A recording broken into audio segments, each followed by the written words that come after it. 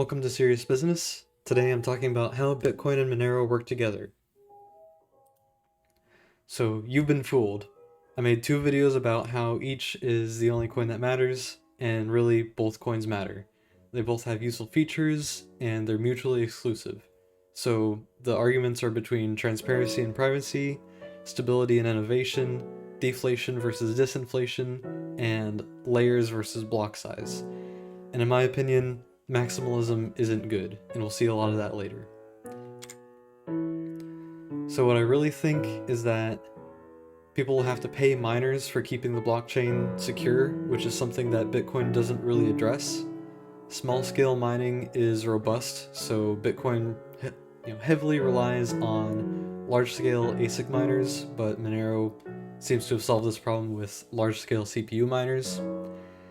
And on the other hand, large-scale mining drives innovation. So we've seen natural gas flaring from oil drilling operations. We've seen monetization of renewable energy technologies. So there's benefits to both. Next thing is privacy is important. I think Monero's privacy is something that Bitcoin just can't really replicate no matter how many layers you add or how much Tor you use. Stability is a top priority, so this is another one in favor of Bitcoin, where the protocol hasn't changed drastically for a long time.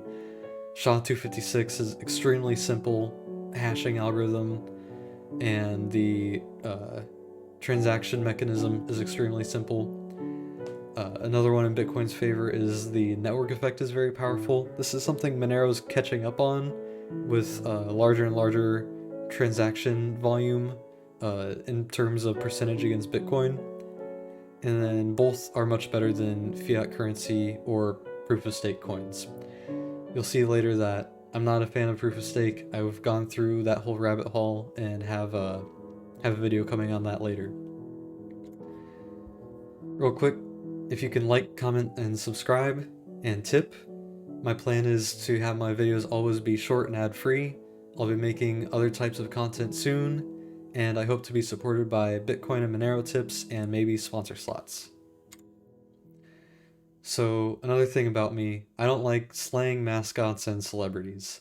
I'll never say HODL or diamond hands. I think those are just, tricks that the, elite holders of these coins use to get other people to absorb their all their buys and sells. They get people to hold forever and cushion the price of their sells. Mascots like Monero Chain can be fun and typically harmless.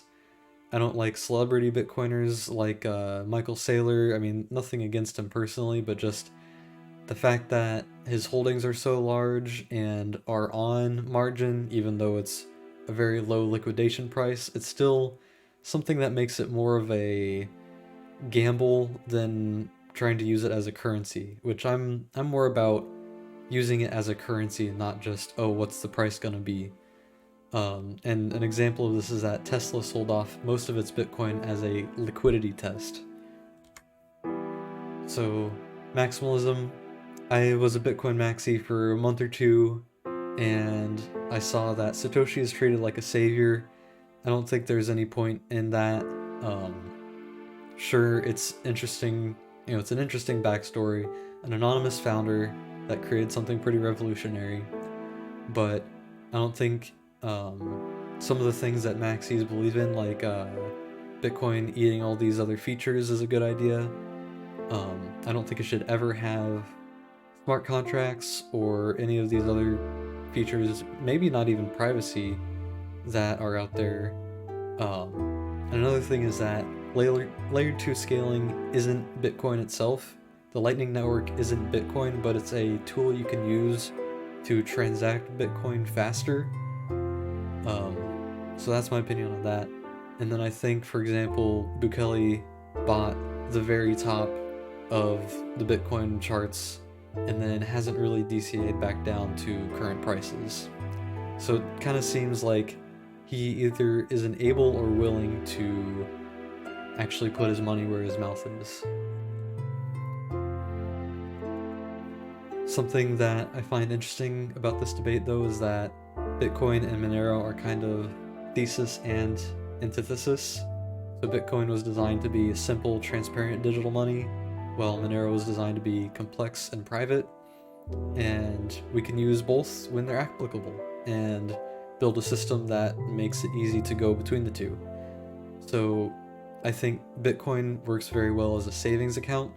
Your money is deflating and you don't want to transact it too often because there's not so much privacy, but it's perfect for cashing out into a Monero type checking account or use Monero for your daily purchases. The transactions are faster and private.